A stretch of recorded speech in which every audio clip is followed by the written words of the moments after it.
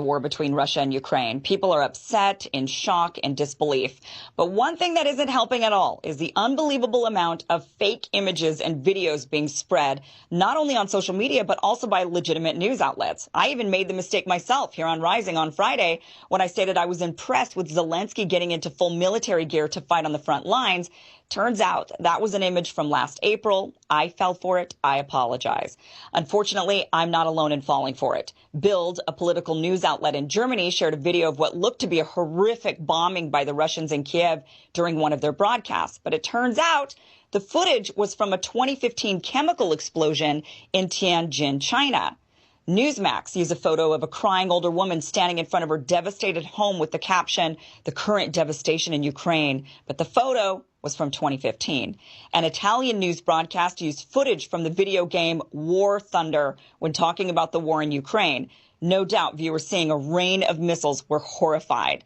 So I want to go through some of the most egregious examples of the fake news circulating around, but I have to preface this because we are in a Western nation that is supportive of Ukraine in this conflict. The vast majority of the fake news that we see circulating is anti-Russian. So I'll be debunking a lot of this type of information. However, I have no doubt similar fake news is circulating in Russia and in pro-Russian countries, showing fake news that is disparaging of Ukrainians. We're just not seeing much of it, so I can't debunk it. So keep this in mind before you lash out at me and call me a pro-Putin Russian asset at the end of this segment.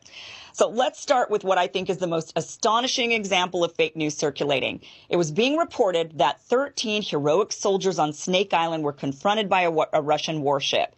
The audio recording shows the Russians telling the Ukrainians to lay down their arms to avoid bloodshed and unjustified deaths.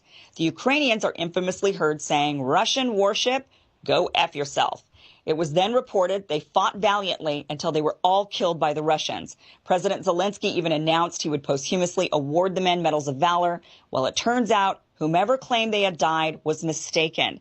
And shortly after, video footage emerged of the Russians giving food and water to the 82 men, not 13, from Snake Island, who were then being transferred to Crimea. Some of the soldiers have now given interviews saying if the Russians wanted to bury him, they would have, and now they instead will go home to their families.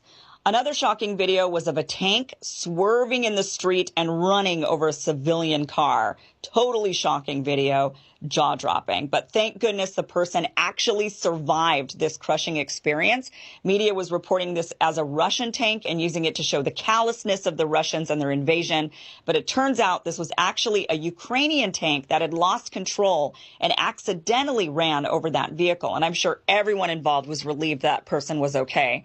Russian tanks are marked with white Z's, by the way, for future reference when you're looking at any video. Now, many of you saw the heart-wrenching video of the father saying a very tearful goodbye to his wife and daughter as he goes off to battle. This was being reported as a Ukrainian man sending his family to safety while he fights against the Russians.